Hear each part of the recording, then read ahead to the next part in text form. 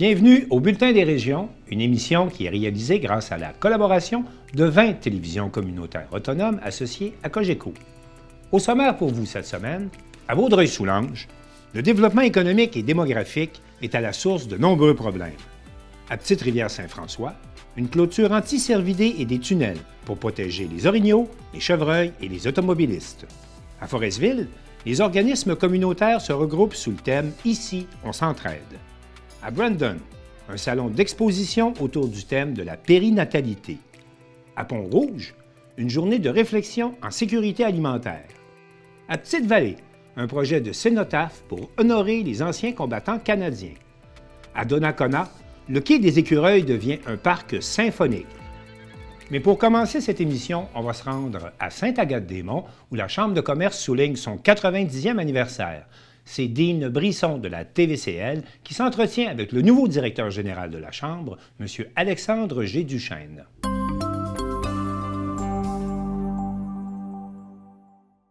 Moi, je suis Dean. Enchanté, Dean Brisson, enchanté, Alexandre. Parfait. Vous êtes le directeur général de la Chambre de commerce de Sainte-Agathe. Du Grand Sainte-Agathe, effectivement. Depuis 3 mois et demi, c'est tout récent pour moi. Là. Donc, c'est un immense privilège de pouvoir représenter les intérêts, les communautés d'affaires de Sainte-Agathe, puis veiller évidemment au bien-être de notre collectivité. Donc, je suis très content, Dean, de pouvoir avoir une chambre de commerce aussi dynamique avec des partenaires comme ce soir Desjardins, qui est un allié indéfectible de la Chambre de commerce. Ce soir, c'est une rencontre officielle de la Chambre de commerce qui se passe à la caisse, ici. Là. Exactement. Donc, c'est un 5 à 7. Donc, on remercie évidemment notre allié qui est Desjardins, qui présente évidemment notre Gala Excellence, le marché d'été qu'on organise à Sainte-Agathe tous les vendredis là, durant la période estivale à la Place Lagny. Donc, on invite nos téléspectateurs à venir l'année prochaine, évidemment, nous visiter à Sainte-Agathe. Puis, je vous dirais d'ailleurs, on a un défilé de Noël qui s'en vient là, le 18 novembre. C'est très gros. C'est évidemment, on a de la grande visite, le Père Noël lui-même qui va être là, mais des dizaines de chars allégoriques, on attend des dizaines de milliers de personnes ici dans le centre-ville de Sainte-Agathe. Ça va être un bel événement à ne pas manquer. Donc, il y a des membres de la Chambre de commerce qui participent à ça, les commerçants, la ville. Exactement. Donc, on a évidemment, qui est présenté par la ville de Sainte-Agathe-des-Monts, mais on a des commerçants, on a des chars allégoriques professionnels. Je dirais, c'est une grosse organisation, c'est un bel événement qui s'adresse évidemment principalement aux familles et aux enfants qui vont être avec nous cette journée-là. Un des objectifs de la Chambre de commerce dans le cas présent, là, si on veut, l'enjeu serait quoi? Moi, je dirais que l'enjeu principal pour la Chambre de commerce à l'heure actuelle, c'est la vitalité, évidemment, du centre-ville de Sainte-Agathe. On veut s'assurer que les gens viennent à Sainte-Agathe, qu'ils restent à Sainte-Agathe, qu'ils découvrent le savoir-faire de nos commerçants, de nos artisans. Donc, c'est un enjeu, le centre-ville, évidemment. On y travaille activement et on va avoir certainement des belles initiatives dans le cadre du défilé, mais pour l'année 2024 également, on est en belle programmation là, pour dynamiser le centre-ville. Puis, on a des partenaires comme la ville de Sainte-Agathe qui sont très importants et très impliqués avec nous. Ah, bien, c'est bon à savoir parce que quand la collaboration de la ville est là, la caisse est là, c'est plus facile pour la Chambre. Ah, absolument. C'est clair que d'avoir des partenaires de ce calibre-là qui sont là pour nous supporter puis nous aider dans les initiatives qu'on porte. Mais vous savez, la Chambre de commerce, ce qui fait sa force, c'est le réseau, c'est ses membres, c'est la base, c'est tout ce qui fait la communauté d'affaires. Moi, la Chambre de commerce n'est rien sans ses entrepreneurs et ses membres. Donc, je suis très content, évidemment, d'avoir des partenaires et des membres de cette qualité-là. Vous êtes tout jeune, vous avez de l'air dynamique, rempli d'entrain. Vous arrivez d'où comme ça avec tout cet entrain-là? Ah, bien, vous savez, moi, ça fait quelques années que je suis dans les Laurentides. J'ai travaillé pour le député de Rivière-du-Nord à la Chambre des communes 5 ans, donc Réal Fortin, qui est un chic type d'ailleurs. Et puis, j'ai aussi fait de la vie politique aussi avant par le passé. Mais je regarde vers l'avenir. Moi, évidemment, j'ai décidé délibérément de m'en venir à Sainte-Agathe. J'ai pris les rênes d'une organisation qui a plein de potentiel, d'une communauté qui se mobilise. Je suis très enthousiaste, évidemment. Je pense qu'il y a des beaux projets qui s'en viennent. Puis je me sens choyé, chanceux d'être là où je suis. Je pense que Sainte-Agathe s'en va sur son X avec un conseil de ville aussi dynamique, puis une chambre de commerce qui est aussi collaborative avec des membres aussi intéressants. Intéressant. Et dans l'action, vouloir, tu sais, ils ont le désir de s'activer puis de faire quelque chose. J'ai goût de te souhaiter bonne chance. J'ai goût de... Merci d'être là, honnêtement. Merci à Cogeco, merci à Dean, merci beaucoup. Je trouve que c'est le fun de voir que les événements qu'on organise, il y a du rayonnement aussi. Vous savez, on travaille fort pour positionner la région stratégiquement. Tu sais, je suis évidemment dans l'ombre de Tremblant, mais j'ai aussi Saint-Sauveur. Mais peu importe, moi, je pense qu'on a des belles choses à Sainte-Agathe. Puis j'ai hâte de voir tous ces beaux projets-là. Puis je vous invite, vous reviendrez. J'invite vos téléspectateurs aussi à venir.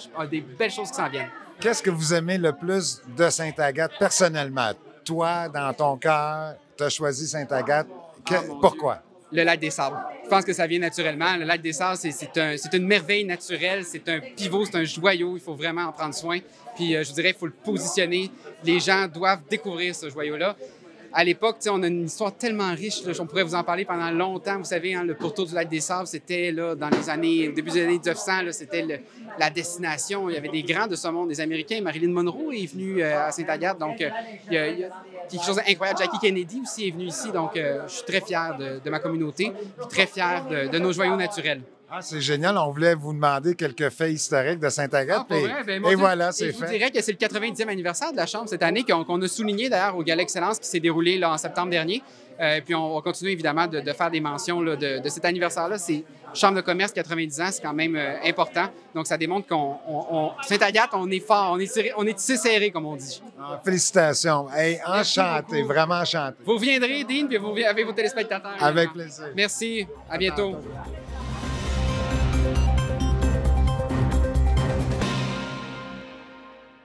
J'accueille maintenant Chantal Bédard de C'est sur la télé. Chantal est directrice générale, productrice, journaliste également à sa télévision communautaire. Chantal, bonjour. Bonjour. Chantal, avant de faire le tour des dossiers d'actualité chez vous, d'ailleurs, d'abord, pourriez-vous nous situer, là, quand on parle de Vaudreuil-Dorion, on parle de quoi exactement comme territoire?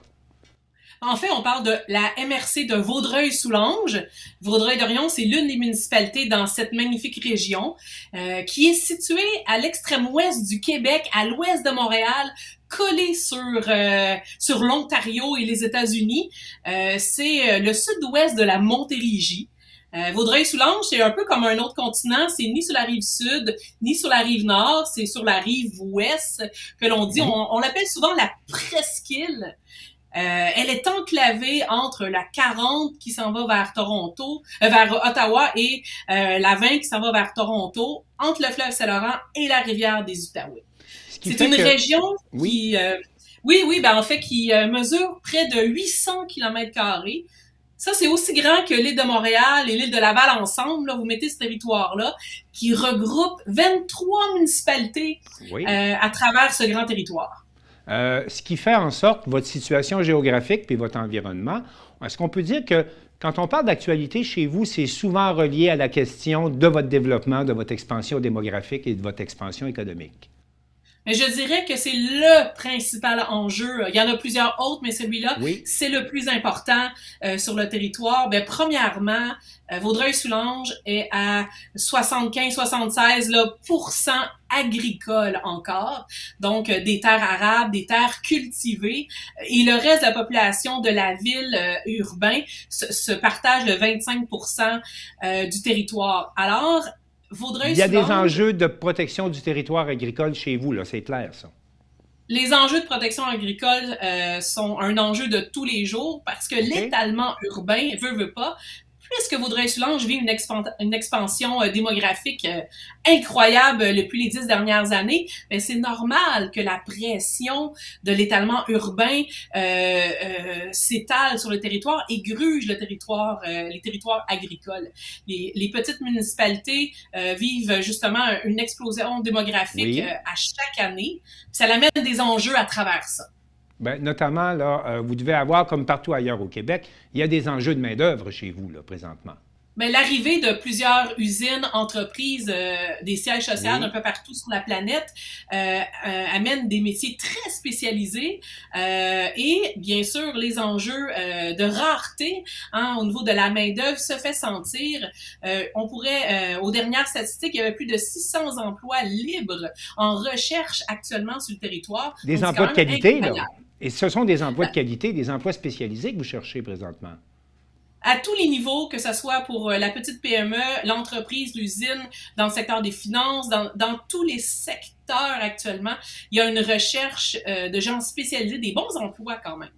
Maintenant, cette expansion démographique a également eu pour effet que le ministère de la Santé s'est dit il faut construire un nouvel hôpital pour répondre aux besoins de la population. On veut savoir, ça se passe comment, la construction d'hôpital chez vous présentement? Ben, une population qui frôle les 160, près de 165 000, 163 000 habitants, avec aucun hôpital sur le territoire, ben, je dirais que c'est inacceptable en 2023. Les gens doivent aller soit à Montréal, soit à Châteauguay, ou soit en Ontario, carrément à Hawkesbury. Donc, la pression s'est fait sentir depuis les dernières années. Oui. Mais c'est officiel, il y a un hôpital qui est en construction depuis plusieurs années et qui devrait voir le jour là, dans les 2 prochaines années. Un gros hôpital, quand même, 404 lits. Avec l'ensemble des services, là, on parle des différentes choses, des traitements pour le cancer, de la natalité, des premiers soins, une urgence. C'est un hôpital complet qu'on vous propose là, présentement, que vous allez avoir d'ici peu, là. Un hôpital complet avec, en plus, certaines spécialités uniques au Québec, au Canada. Et ça aussi va apporter énormément d'emplois dans le secteur de la santé. Parce que vous savez, quand on implante un hôpital, c'est pas juste on met un bâtiment puis on met des docteurs à l'intérieur puis on guérit les gens.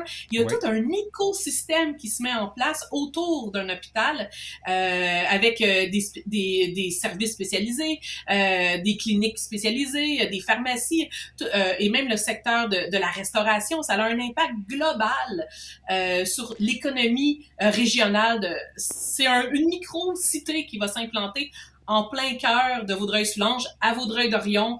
Au cœur de la municipalité? C'est au cœur de la municipalité qu'on construit? C'est en périphérie, là. C'est enclavé entre l'autoroute 30, l'autoroute 40 et l'autoroute 20. Ben, on a pris un secteur là et on l'a installé à cet endroit-là. Bien, parlant de ça, là, les autoroutes, vous êtes enclavé, vous êtes entouré d'autoroutes. On sait présentement également qu'il y a des travaux sur le pont de l'île aux Tourtes.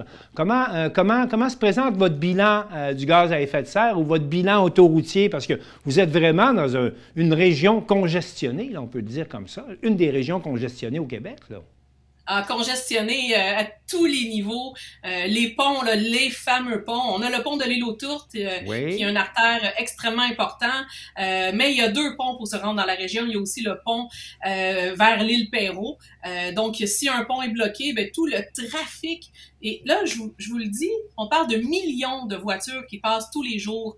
Parce que la 40 et la 20, c'est des axes routiers qui permettent d'aller à Toronto, à Ottawa. C'est des artères de passage. Donc, c'est pas seulement le trafic local ou les gens qui vont travailler à Montréal ou dans la région, c'est un aire de passage où est-ce qu'il y a des gens de partout au Canada qui vont à tous les jours. Donc, s'il y a un pont qui bloque, ben, pour faire dériver le trafic, mais ça crée des bouchons monstres et par ricochet, bien sûr, des impacts au niveau environnemental. On a calculé dans la région que 60% des gaz à effet de serre rejetés dans l'air provient du transport. Donc, cet enjeu-là doit être géré, doit être réfléchi. Réparer des ponts, c'est bien, mais ça enlève pas le nombre de voitures, là. Ça fait juste avoir une congestion plus fluide au niveau de nos axes routiers. Dites-moi, qu'est-ce qui est prévu, notamment en transport urbain, en transport en commun? Est-ce qu'il y a des projets en développement présentement?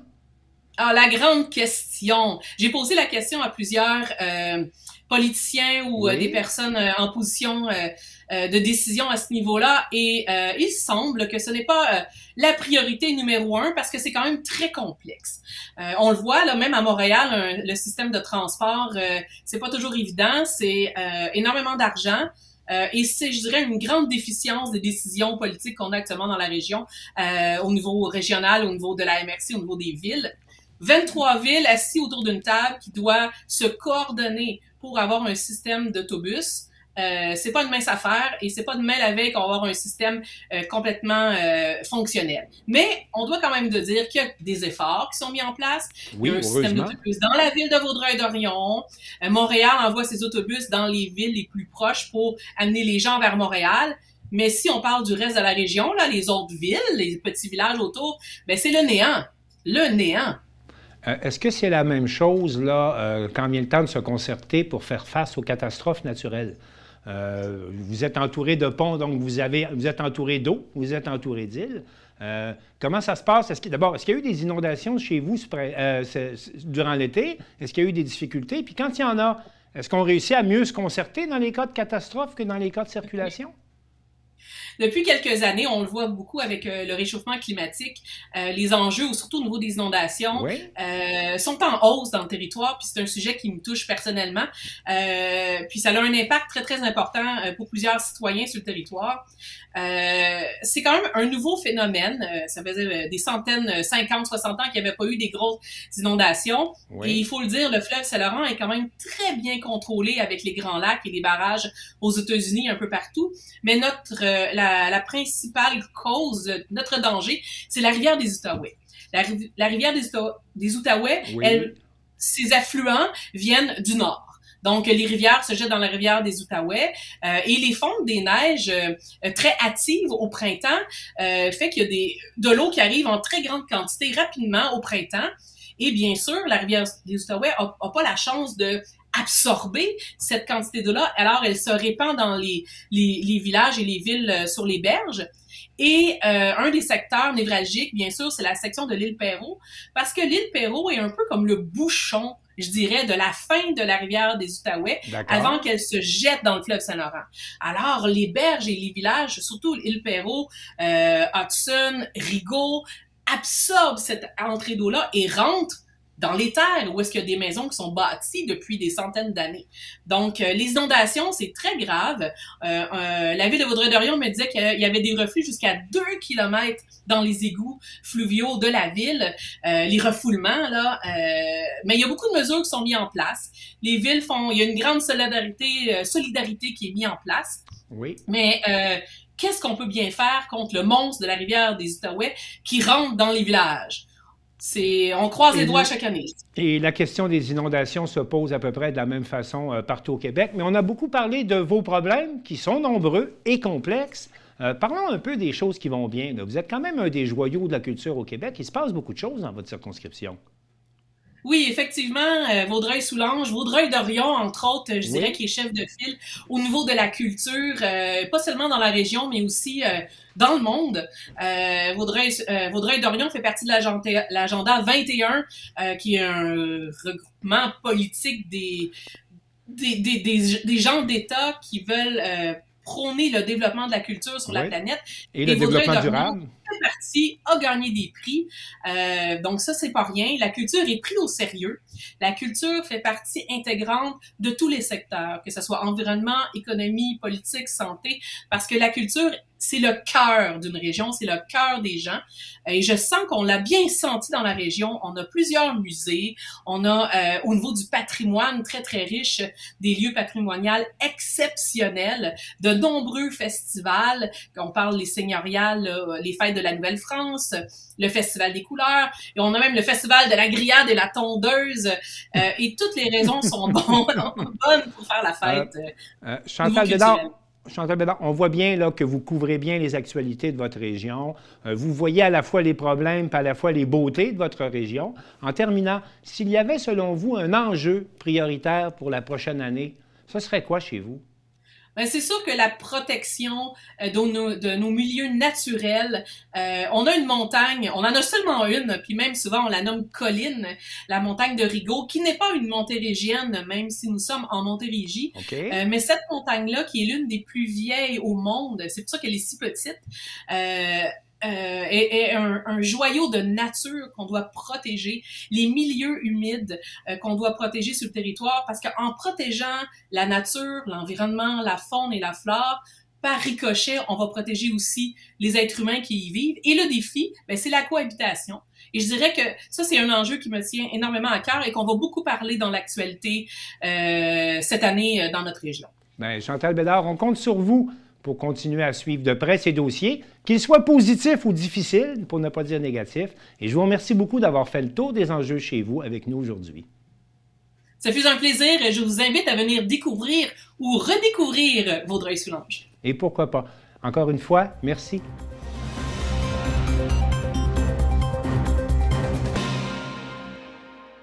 Lydia Duchesne de TVCO nous explique, en compagnie de représentants du ministère des Transports du gouvernement du Québec, comment fonctionnent les clôtures anti-cervidés que l'on retrouve dans Charlevoix, le long de la route 138, mais que l'on retrouve également partout au Québec.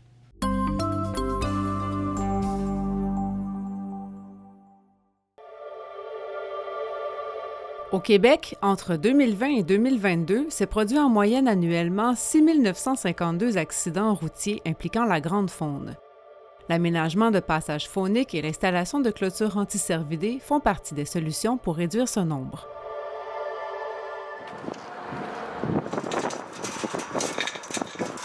On voit quand même que c'est pisté, là. Donc, les orignaux, quand ils vont se buter à la clôture, ils ont tendance à longer la clôture.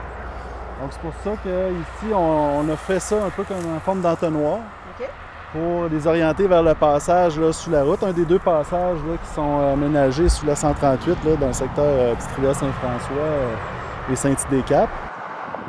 Le choix des lieux à aménager ne sont pas faits de façon aléatoire. Les deux passages là, qui ont été aménagés sous la route 138 sont à des endroits là, où il y avait énormément de passages qui ont été documentés par des relevés de pistes. Une des façons d'identifier des corridors biologiques, c'est de faire les relevés des pistes dans l'accotement, parce que les accotements sont très sablonneux. Donc, on peut identifier où traversent les orignaux. C'est ça, en faisant les relevés de pistes. Ça a été fait là, notamment à vélo là, avec des GPS là, avant l'aménagement des passages phoniques. Évidemment, il y a les relevés d'accidents aussi qui peuvent servir pour localiser là, les sites accidentogènes, donc les sites où on pourrait aménager des traversées. Les premières clôtures de ce type ont été installées en 2007 au Québec pour être augmentées en 2014. Des caméras y sont aussi installées pour relever différentes données. Ces caméras-là vont être installées aux deux extrémités du passage parce que c'est une chose de détecter un animal ou un orignal qui va s'aventurer à l'entrée du passage, mais on veut voir s'il y a un succès de passage. Hein? Il y a différents paramètres qui peuvent dicter le succès de passage. Puis en voyant un orignal s'engouffrer dans une extrémité puis sortir de l'autre avec l'autre caméra, bien, ça nous confirme le succès du passage. Puis ça, dès les premières années, dès 2015, on a vu là, avec grande satisfaction que nos passages étaient fortement utilisés par l'orignal puis par le chevreuil.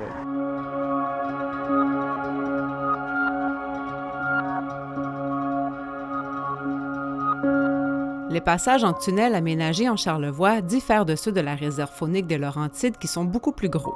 On peut voir que c'est un passage phonique qui a 4 mètres de hauteur, 6 mètres de largeur. Okay? Donc, c'est pas un passage qui est typique des grands passages qui ont été aménagés là, au début des années 2008, 2009, 2010 dans la réserve des Laurentides.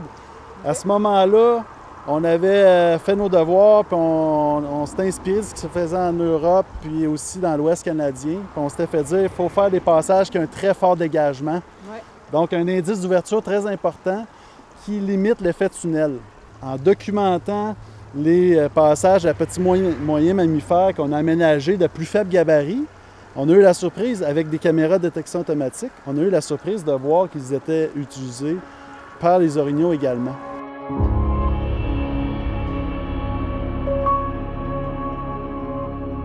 Donc, c'est pourquoi, dans une phase 2, on a pu envisager faire la conception de passage avec un plus faible gabarit, un indice d'ouverture quand même assez faible, qui est complètement dédié là, à la faune.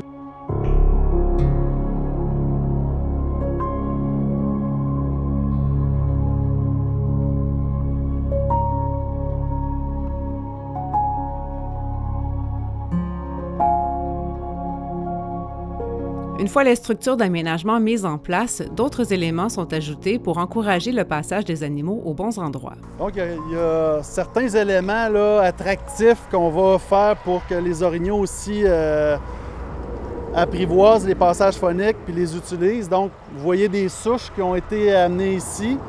Certaines de ces souches-là ont même été drillées, si on veut, puis salées, donc avec des blocs de sel.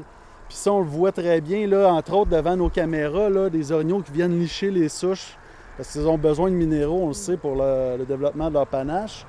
Donc, aménagement de souches, ajout de salines, des plantations d'espèces là, qui vivent bien au soleil, qui ne vivent pas bien à l'ombre, donc qui sont tendres et qui sont intéressantes pour l'alimentation de l'orignal et du chevreuil. Ces espèces-là, c'est intéressant de les habituer. À l'intérieur des tunnels, d'autres souches servent d'abri pour favoriser le passage de la petite faune. Des poteaux en béton coulé sont aussi disposés en travers pour éviter les passages de véhicules motorisés. Ce sont des passages qui sont dédiés à la faune. Ouais. On ne veut pas que les senteurs humaines Puis l'occupation humaine décourage l'utilisation par la faune. C'est avant tout un équipement de sécurité routière parce qu'on veut que les animaux franchissent de façon sécuritaire la route ici. Ensuite, c'est des corridors biologiques qui peuvent être importants pour les différentes phases vitales de ces animaux-là. Si on fait un passage mixte avec les humains, ça va réduire beaucoup l'intérêt de ces passages-là. Un autre type d'aménagement observable sur le chemin du massif est l'installation de ponceaux spécialement conçus pour décourager le passage des orignaux. On met ce type d'ouvrage-là lorsqu'on veut donner un accès à de nombreux usagers de la route. OK. Et par exemple, on ne veut pas mettre une barrière qui va constamment devoir être ouverte et fermée, puis risquer de rester ouverte, parce qu'il y a un flot de circulation important. Donc, on va aménager un accès routier anti-cervidé. Puis comme vous pouvez le constater, c'est comme un petit pont, une structure sur laquelle va se fermer la clôture. On voit de part et d'autre la clôture à grande faune. OK, elle arrive là. Ici, ouais. À droite. Puis sur la gauche, la clôture à grande faune se ferme également sur notre petit pont, notre petit accès routier anti-cervidé. Puis vous voyez que les véhicules peuvent circuler sur cet ouvrage-là. Mais compte tenu de l'espacement entre les tubes d'acier, c'est pas évitant du tout pour un cervidé. Bien sûr, l'hiver, la neige change la donne. Les clôtures deviennent moins hautes et les ponceaux se remplissent. Mais les déplacements de la grande faune se font plutôt rares à cette époque de l'année. Mais à toutes les années, on avertit les usagers de la route de l'importance de demeurer vigilants parce qu'on le sait, le ministère des Transports met en place certains moyens pour éviter la faune sur les routes, mais évidemment, la vigilance des automobilistes demeure toujours le meilleur conseil qu'on puisse donner. Il y a des périodes où c'est plus dangereux que d'autres. C'est quoi ces périodes-là? C'est vraiment l'automne et le printemps. C'est pourquoi, à chaque automne, le ministère des Transports réitère le message de demeurer vigilant parce que, comme je disais, on met en place certains moyens pour éviter la faune le plus possible sur les routes du Québec, mais évidemment, on n'est pas... ça se peut, c'est ça, ça se peut qu'à un moment donné, il y ait des intrusions sur le réseau routier. On voit sur la route des affiches qui nous dit justement en cas d'intrusion, composer le 511. Qu'est-ce qui se passe à partir du moment qu'on appelle? Bien évidemment, il y a des gens du ministère des Transports qui viennent vérifier à savoir si c'est vraiment le cas et prennent les moyens nécessaires pour éviter les collisions avec les usagers de la route. En cas d'accident impliquant un animal de la grande faune, la recommandation est de toujours contacter les services d'urgence au 911. Si vous voyez une carcasse sur le bord du chemin, évidemment, vous pouvez communiquer avec le 511, puis les équipes du ministère des Transports et de la Mobilité durable seront déployées sur place pour faire le nécessaire. En cas d'intrusion sur le réseau routier, des portes à sens unique sont aussi installées à intervalles réguliers le long des clôtures. Instinctivement, l'orignal, quand il est dans une situation, dans l'emprise, situation de stress, il va souvent essayer de tenter de rejoindre la forêt. Et ce qu'il va faire, c'est qu'il va longer les clôtures. Encore une fois, il longe la clôture. Et là, il y a comme un segment de clôture perpendiculaire qui va l'amener par entonnoir vers la porte à sens unique. Donc ici, je vous présente en passant la clôture qui est anti-cervidée. C'est une clôture à maille métallique de 2,4 mètres de hauteur, donc 8 pieds de hauteur, avec des poteaux de bois. Parfois, c'est des poteaux d'acier qu'on utilise. Puis cette clôture-là est plaquée au sol pour notamment éviter que le chevreuil passe dessous. C'est des animaux qui sont capables de passer dans des espacements assez restreints. Ouais. On s'imagine être un orignal qui est du côté de la route, qui n'est pas heureux de ce fait-là. Il voit la forêt, voudrait y retourner. Donc, qu'est-ce qu'il fait? Il va longer la clôture dans un sens ou dans l'autre. Puis éventuellement, il va se buter à un segment de clôture qui est en biais. Donc, comme je le disais, sous forme d'entonnoir. Et ça va l'amener vers une porte à sens unique. C'est ça qu'on appelle la sortie d'urgence, en fait, pour les orignaux. Et là, on aperçoit la porte à sens unique, qui est ici.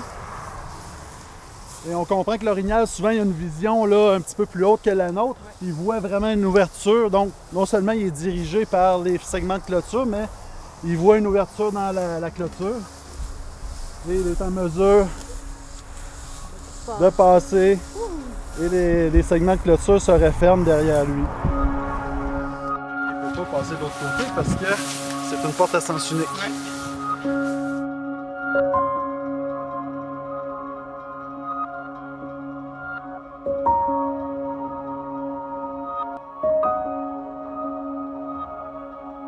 Et qu'en est-il quand on arrive au bout de la clôture? Si on est à l'extrémité ouest de la clôture anti-cervidée, là, dans le tronçon de Petite-Rivière-Saint-François et Saint-Idée-Cap. Donc, si on regarde vers l'ouest, on n'a pas de clôture. On est dans la zone habitée. On a fermé nos clôtures dans la zone la plus habitée possible. Comme de quoi, là, on présume qu'il va y avoir un peu moins de circulation d'orignaux ici. C'est la présence humaine, finalement, qui continue la clôture, si on veut. Si on veut, oui. Puis on a pris en considération qu'on a prolongé la clôture là, de 7 km jusqu'ici, de aussi ceinturer le corridor de transport d'Hydro-Québec d'énergie. OK. Parce qu'on sait que les corridors d'énergie, là, vu qu'ils sont déboisés, ça facilite les déplacements, mais aussi c'est rempli c'est un garde-manger naturel pour les cervidés. Donc, c'est des corridors de déplacement. On s'est assuré, là, puis il y a un endroit un petit peu plus à l'est d'ici, là, où le corridor traverse la route. Donc, on s'est assuré là, de vraiment ceinturer ce tronçon-là pour pas que les orignaux en profitent pour traverser à cet endroit-là. Et qu'on vient fermer la clôture là, du côté plus habité ici. Encore une fois, l'utilisation de la forme d'entonnoir est privilégiée pour diriger les animaux vers une porte à sens unique. À l'intérieur, un autre tronçon perpendiculaire d'une centaine de mètres en direction de la forêt retient les animaux du bon côté. Tout à l'heure, je mentionnais que les orignaux souvent ont tendance à longer les clôtures et n'aiment pas les angles droits. Ils n'ont pas une très bonne vision. Donc ici, on a fait vraiment un grillage qui est en diagonale ou de biais pour vraiment bien les encadrer puis les amener. Non, parce qu'effectivement, là, ça s'est déjà vu des chevreuils, des orignaux qui sont dans un coin puis qui s'entêtent à vouloir passer puis ils peuvent se blesser dans un coin. Fait que c'est le genre de petit aménagement qu'on va faire. Le réseau routier du ministère compte environ 166 passages fauniques, dont 80 sont spécialement conçus pour la grande faune.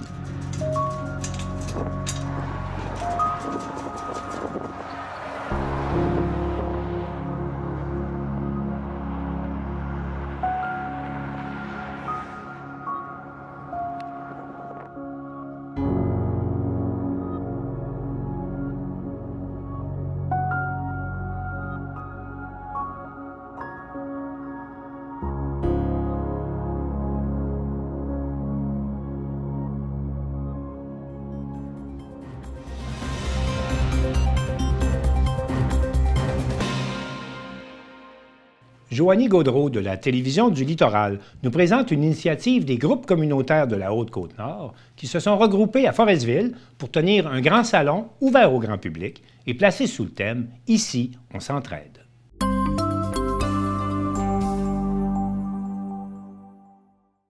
Une pierre deux coups, voici ce qu'a fait le comité organisateur de la journée Ici on s'entraide qui s'est tenue le 17 octobre à Forestville. En plus de réunir des intervenants communautaires et du réseau de la santé, il a permis à la population de découvrir les nombreux services offerts en Haute-Côte-Nord, notamment pour la santé mentale, souvent méconnue. Cette idée provient d'abord du regroupement des partenaires en développement social piloté par Geneviève Dick de la MRC de la Haute-Côte-Nord. Les membres ont sorti comme besoin de combiner une journée où les intervenants communautaires et du réseau de la santé puissent se parler tout en invitant les gens à créer des liens avec ceux qui offrent les soins. Le coordonnateur clinique du Centre de dépannage des Nord-Côtiers, qui est aussi à l'origine de cette journée, Philippe Vaugeois, souligne également le désir de déstigmatiser surtout la connotation que la santé mentale peut avoir. Au départ, l'activité se destinait particulièrement aux services en santé mentale pour en parler de façon positive. D'autres organismes ont fait la demande pour se joindre à l'activité et M. Vaugeois explique qu'ils ont accepté la demande. La promotion des services faisait aussi partie des objectifs. Tous les gens qui sont ici gagnent à être connus parce qu'ils ont le cœur sur la main. Ils sont là pour les bonnes raisons, selon M. Vaugeois. Les organisateurs espèrent donc qu'un événement rassembleur servira d'impulsion pour donner le goût aux intervenants de se voir plus souvent. Philippe Vaugeois ne s'attendait pas à un tel succès pour la première édition de l'événement. Les organismes ont répondu présents, tout comme les visiteurs. Un total de 20 kiosques étaient disposés à la salle Ginette Bessirois au complexe Guy Ouellette et plusieurs dizaines de citoyens sont venus en apprendre plus sur les organismes. Un concept de passeport était utilisé pour dynamiser leur visite. Il mettait à l'avant-plan des mises en situation pour que les participants se mettent dans la peau de n'importe qui ayant besoin d'aide. L'objectif de réseautage a été accompli avec succès. Toute la journée, les gens ont pris le temps d'arrêter de kiosque en kiosque et d'écouter. Des psychologues et des travailleurs de rue étaient sur place. Ils ont pu rencontrer certaines personnes et peut-être qu'il y a des liens qui se sont créés, espère M. Vaugeois. Notons que des organismes communautaires de la Manicouagan s'étaient aussi déplacés pour l'occasion, puisqu'ils offrent également leurs services à la population de la Haute-Côte-Nord. Un événement semblable pourrait aussi voir le jour dans le secteur de Bécomo.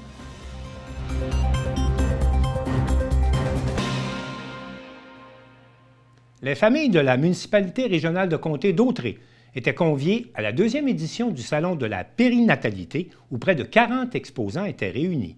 Daniel Yvon de CTRB Berthierville était sur place.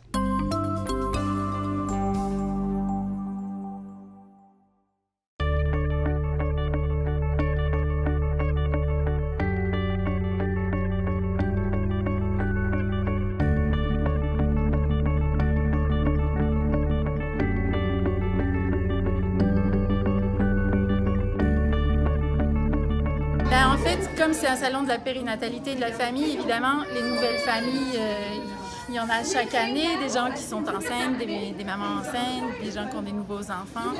Donc, c'est quelque chose qui doit forcément se répéter pour les nouvelles familles qui grandissent. Fait que dans le fond, nous, on présente surtout le centre de périnatalité pour la MRC de Dautrey. Et on présente aussi toutes les maisons de la famille qui ont des offres pour toutes les familles et celles en devenir. Et puis dans la région, bien, il y en a plusieurs exposants qui sont... De services? Oui, c'est ça. Plusieurs offres de services, dans le fond, c'est assez varié. Là. Il y a des artisans, il y a des maisons d'édition, toutes sortes de choses. Il y a des premiers répondants aussi qui montrent comment... C'est ça. Les exposants sont contents, il y a beaucoup de monde qui se promène puis qui viennent les rencontrer puis discuter avec eux, savoir ce qu'ils ont à offrir. Donc c'est bien. C'est bon pour tout le monde. Oui, ils sont contents, ils ont hâte de voir encore les autres exposants puis de voir Educazoo puis les autres animations qu'on leur réserve qui n'ont pas encore commencé mais qui commencent maintenant. Oui.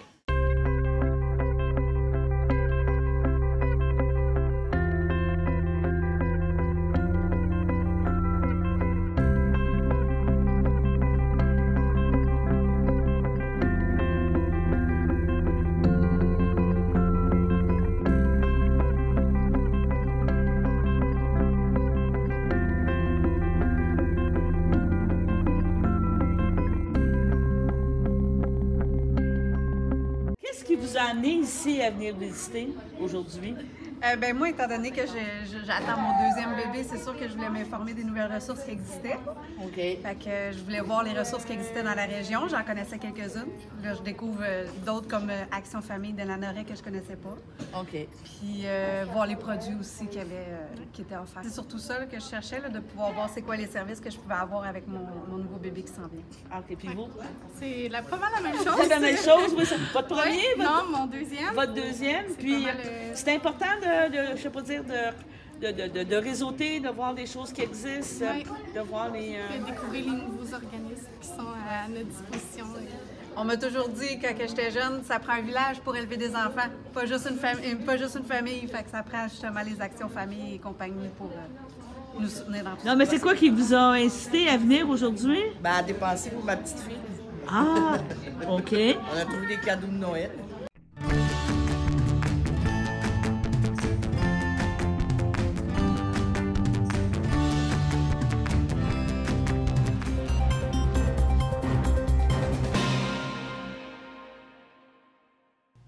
Les groupes communautaires de la région de Portneuf font preuve de beaucoup de dynamisme, nous rapporte Charles Laviolette de CJSR.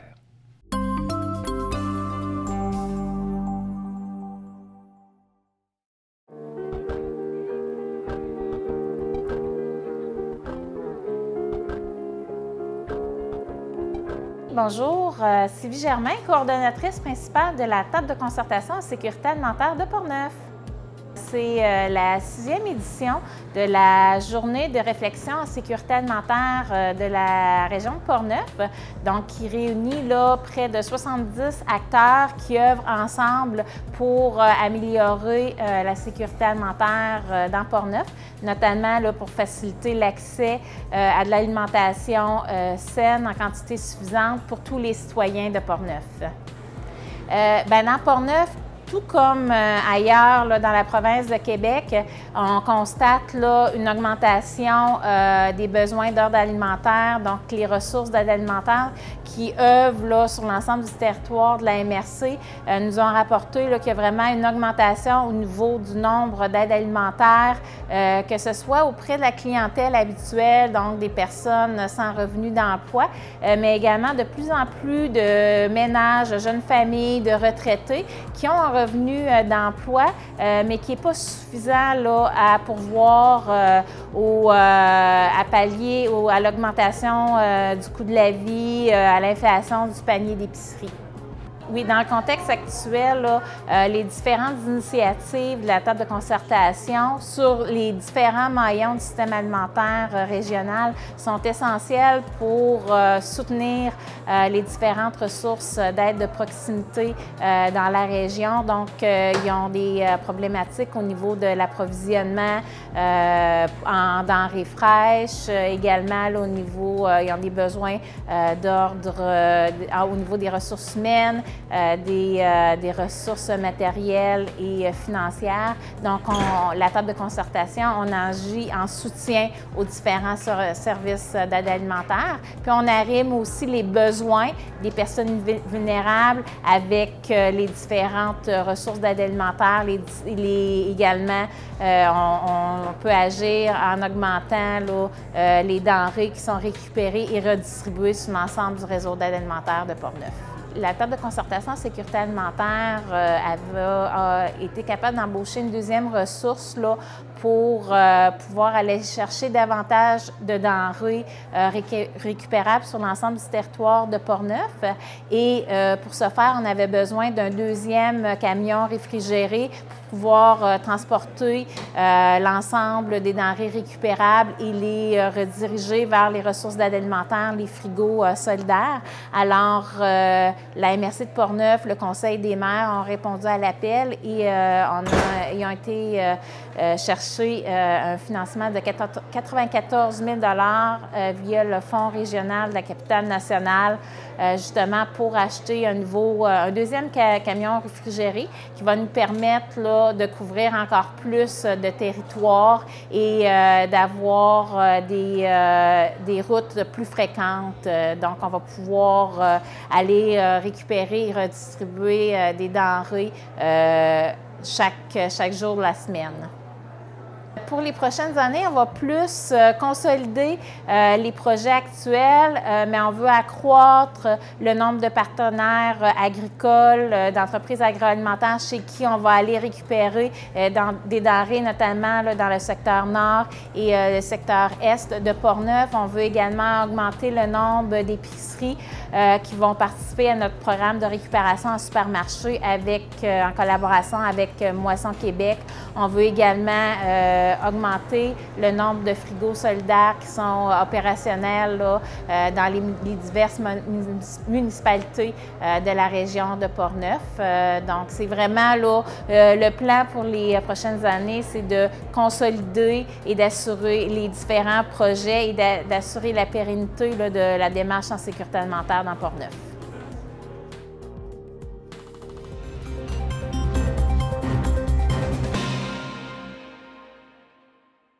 La télévision communautaire de l'Estran nous présente maintenant un reportage qui est un entretien entre la mairesse de Petite-Vallée, Monica Tête, et le capitaine à la retraite, Jacques Bouchard, qui parle du projet de cénotaphe à Petite-Vallée pour honorer les anciens combattants canadiens.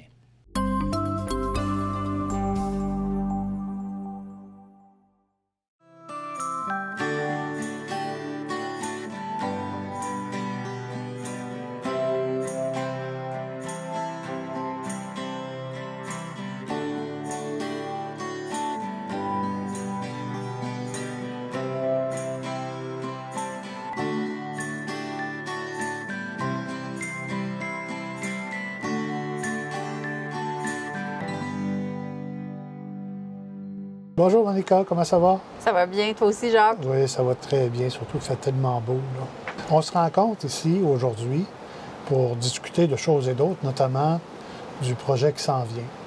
Est-ce que tu peux nous expliquer un petit peu c'est quoi le projet? Quand je suis arrivée à la mairie, qui m'est arrivé sur la table, qui avait déjà été entamé par Mélanie Clavet, qui était là avant moi.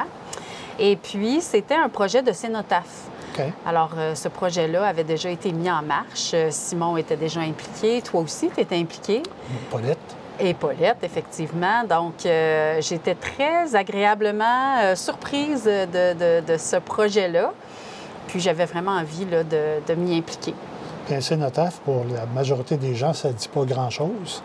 Alors, si on expliquait ce que c'est qu'un cénotaphe? Un cénotaphe, pour moi, c'est un lieu qu'on va utiliser, ou ça peut être un genre de mémorial qu'on va mettre en place pour rendre hommage à des gens qui ont combattu, qui ont fait partie des guerres importantes. C'est ça, qui ont servi sous les drapeaux à un moment où il y avait des conflits de nature internationale, entre autres. Là. Mais c'est aussi pour... Tu sais, on pense toujours à la Première, Deuxième Guerre mondiale, mais après ça, bien, il y a eu la guerre de Corée, hein, la fameuse guerre qu'on appelle la guerre oubliée, toutes les missions de paix, puis plus récemment l'Afghanistan. Alors, c'est tous ces conflits-là qu'on veut commémorer par ce qu'on appelle communément un cénotaphe. Là. Puis, peux-tu me dire à peu près où il va être situé? Bien là, présentement, on est dans le parc du Havre Okay. et il sera ici aussi dans le parc du Havre. Pas ici exactement où nous, on est assis, mais tout près, juste au-dessus là, de la falaise, vraiment avec la vue sur... En arrière de moi. Oui, c'est ça. Ouais. Avec la vue sur la mer, vraiment, je pense que c'est un lieu qui va être reposant, qui va amener à la quiétude, qui va amener à la réflexion. Ouais. Parce que le devoir de mémoire est important aussi. Hein. Surtout nous autres, ici en Gaspésie, les gens ne réalisent pas toujours ça, surtout les plus jeunes, puis même les gens de mon âge, là, ils ne réalisent pas que pendant la Deuxième Guerre mondiale, l'ennemi était dans le fleuve. Là. Hein? Il y a eu des attaques un petit peu partout. Exactement. Puis moi, ça a été à ma grande surprise.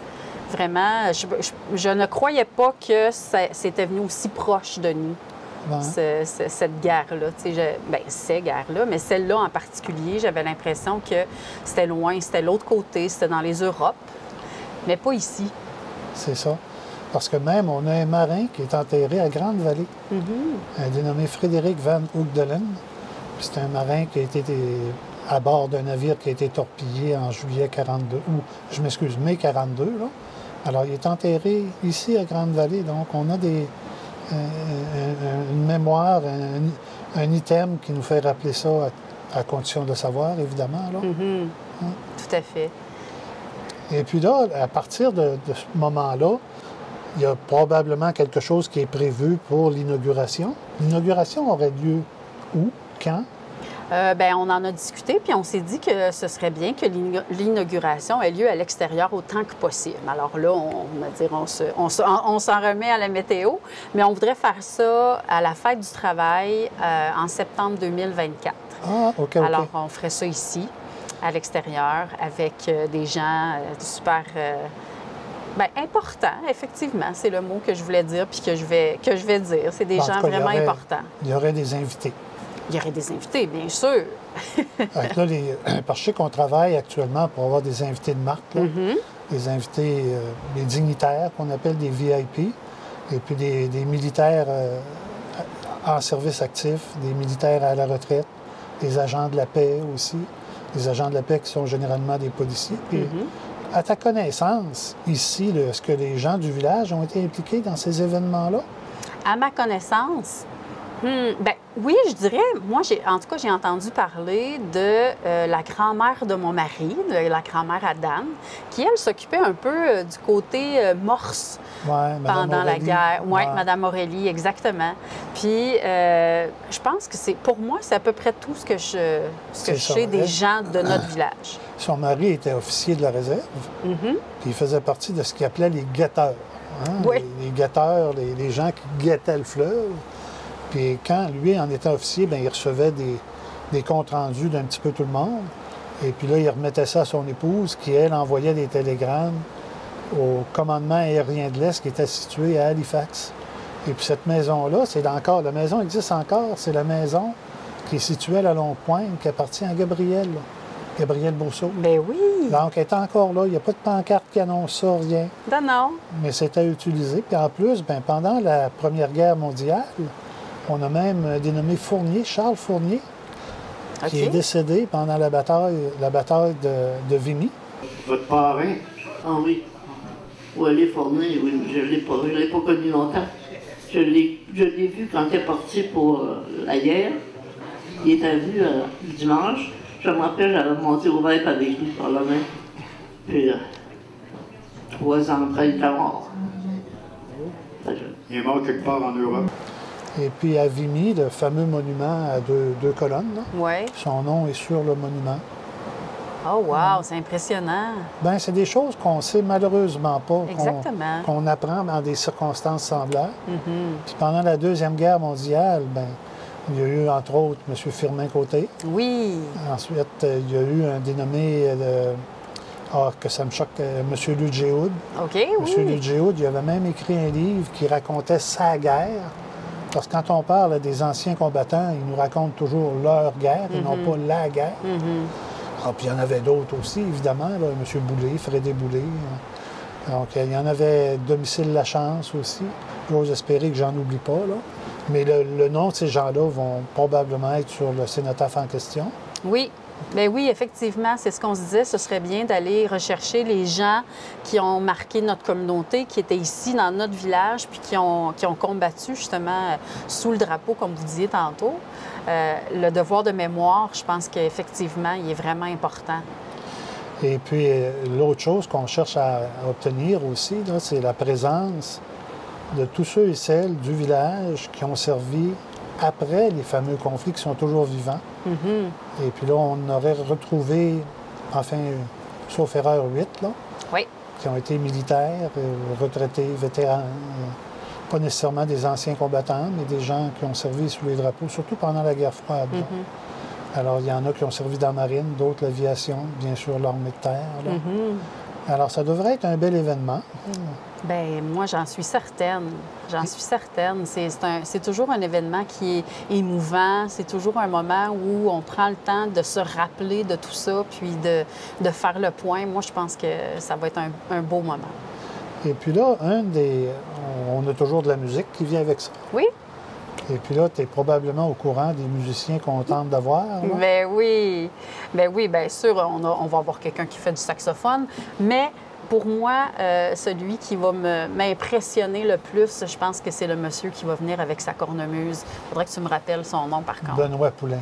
Benoît Poulain, effectivement. Benoît Poulain. Qui est pas loin, il m'attend. Exactement, c'est ça. Bien oui, qui va nous faire ici un beau chant de cornemuse.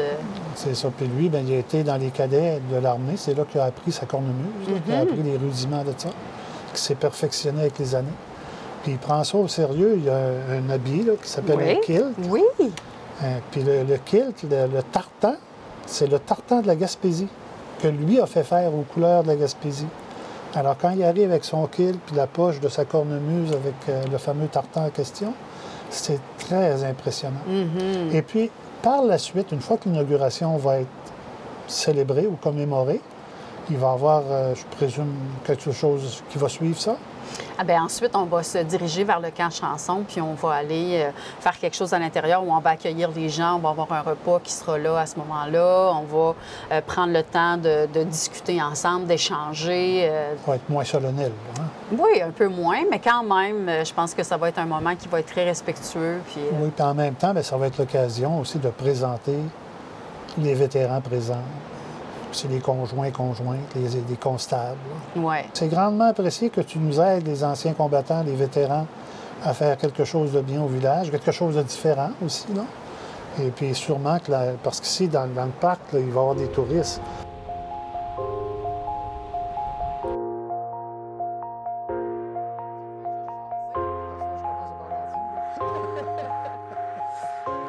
Fait que c'est ça, je pense que ce qu'ils veulent faire, c'est déplacer ça, puis ça, le placer ailleurs, puis vraiment le mettre à ce lieu-là pour qu'on puisse... Toi, penses-tu que c'est une bonne idée de le mettre ici? Oui, oui. Parce que comme tu disais tantôt, pendant qu'ils vont lire ou regarder le cénotaphe, bien, ils vont voir la mer en même temps. Exactement. Fait que c'est certain que ça va être agréable parce que, comme tantôt, il passait un navire, là. C'était tellement beau. C'est vrai. Oui. Tu sais, on se dit que la mer est calme, c'est beau, mais c'est beau aussi quand la mer est comme ça. Elle n'est jamais pareille. C'est jamais la même chose. C'est incroyable le nombre de cénotaphes qu'il peut y avoir ici en Gaspésie. Il y en a. Et moi, je dirais, peut-être que j'exagère, mais chaque village a un lieu de mémoire. Ah oui? Oui. J'en ai recensé, sauf erreur, 135 dans les 5 MRC gaspésiennes. C'est vrai que Gaspé, c'est une exception. Il y en a 13 à 12 ans. Oui, il y en a plusieurs, là, oui. Ah oui. Puis, bien, je pense que c'était le temps que Petite-Vallée fasse partie de cette famille de cénotaphes, là. Ça devient universel. Ben oui, ça rallie tout le monde. C'est justement quelque chose qui touche tout le monde. Bon, on va continuer à travailler, Monica. Merci encore. Bien, ça me fait vraiment plaisir. Bonne journée. Salut.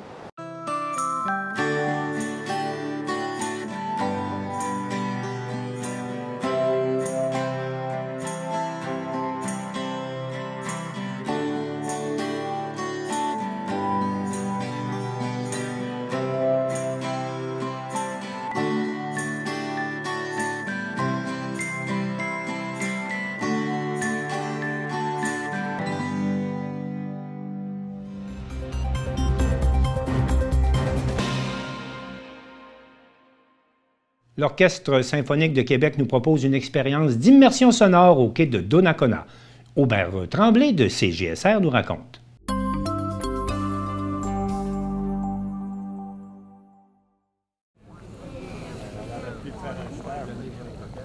Le quai des Écureuils à Donnacona a dorénavant des résidents permanents, tout un orchestre. L'Orchestre symphonique de Québec lui-même, sous forme virtuelle. Il suffit de télécharger l'application et choisir une des 7 œuvres proposées. Là, tu vois, tu as tous les autres parcs que tu as, mais nous, ce qui nous intéresse, c'est le quai, qui est des écureuils. Là-dedans, cette pièce, tu choisis celle que tu voudrais entendre.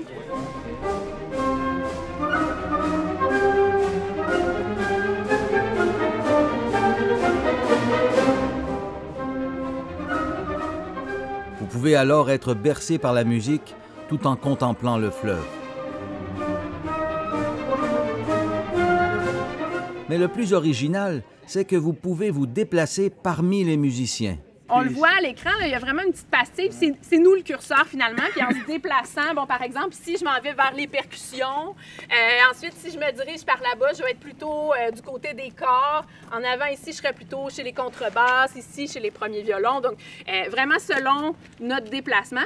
On peut aussi là, vraiment s'arrêter à un endroit pour qu'on soit bien géolocalisé, puis qu'on puisse bien entendre l'instrument en question.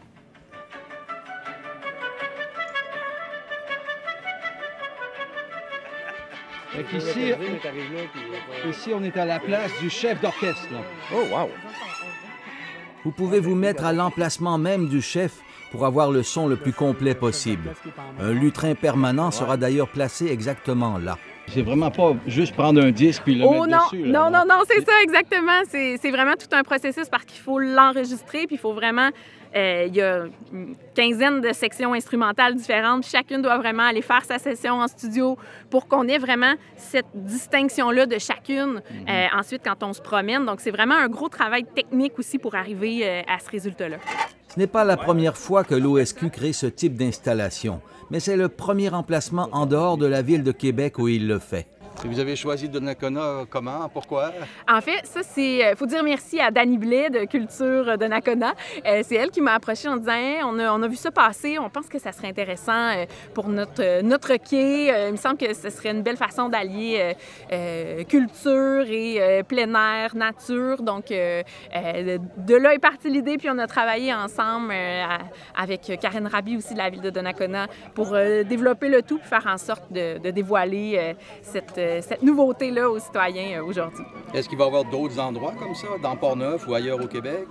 Il n'y a pas de plan encore précis, mais c'est certain que l'application continue de se développer. Donc, c'est certain que c'est une chose qu'on veut faire, d'aller dans plus de parcs, dans plus de régions. C'est certain que c'est quelque chose qu'on veut développer. Aubert Tremblay pour CJSR.